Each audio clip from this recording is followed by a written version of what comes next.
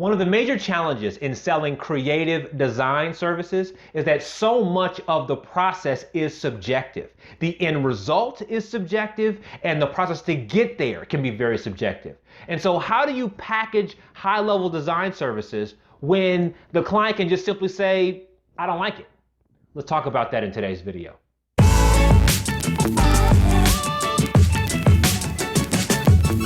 Hey, it's Alzay Calhoun with Coveted Consultant, and in this video I'm talking about how to package up premium creative design services in a way that respects you and the client. Let's go to the board and look at a few examples.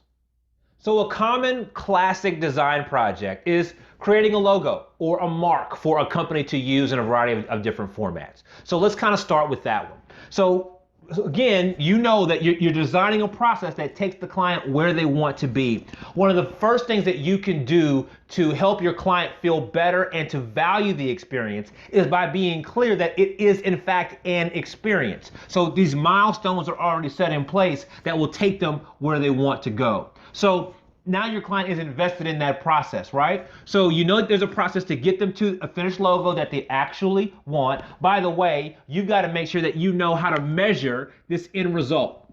So as you set up this process, what they get to at the end has to be measurable. You can't don't allow them to say, oh, I like it, I don't like it, right? We got to be clear on it. We followed our steps. This is where we want to be. And this logo accurately represents us.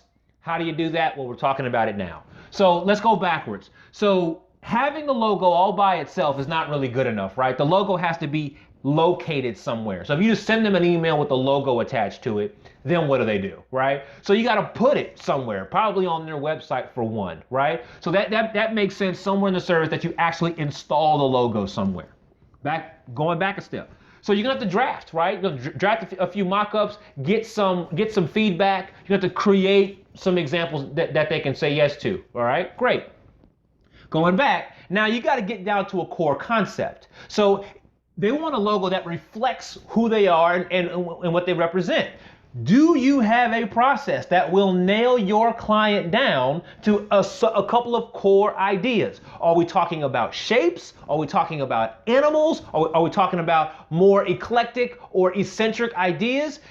As you know, any of those could be appropriate, but they can't be thinking about bears and squares at the same time, right? You got to kind of put them in one direction or another. That's your job, and your process has to get them there. So then if your process helps them identify some core concepts, then it's easier to move them into drafts. You know what to draft because you know what the core concepts are. And then once you're clear here, it's easy to put the new logo where it's supposed to be because the core concept told you where they're trying to represent themselves, right? So if you're clearer on the process, it's easier to get to a winning logo that they're happy about.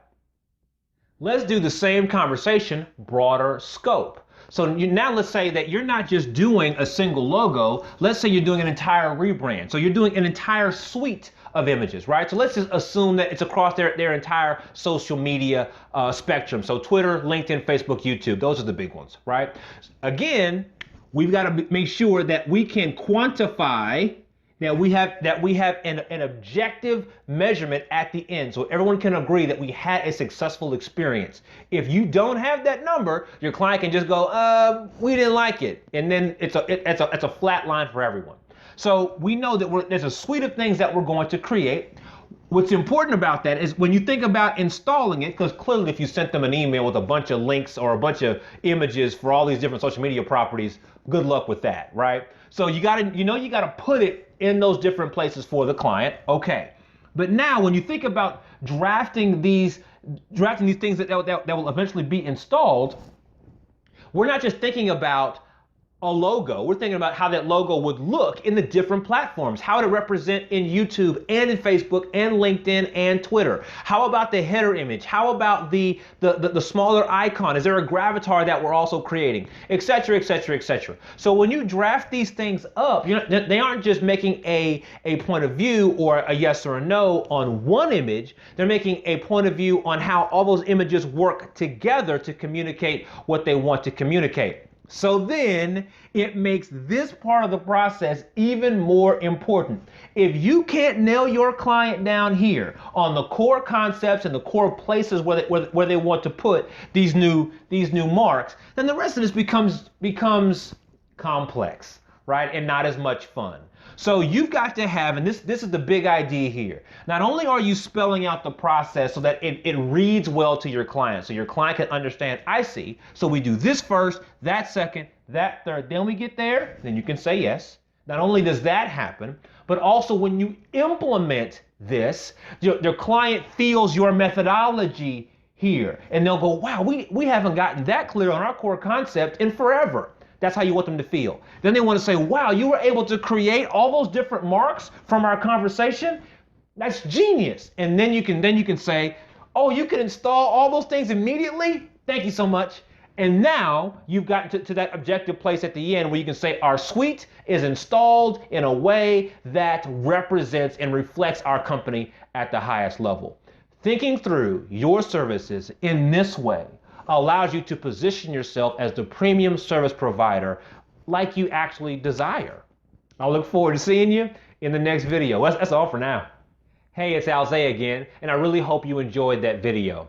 I realize that things can look really simple and clean and neat and easy when they're laid out on a whiteboard, but trying to apply these things inside your business can have their own level of frustration. So what do you do now? What are your next steps? Well, if you want to watch another video, you can.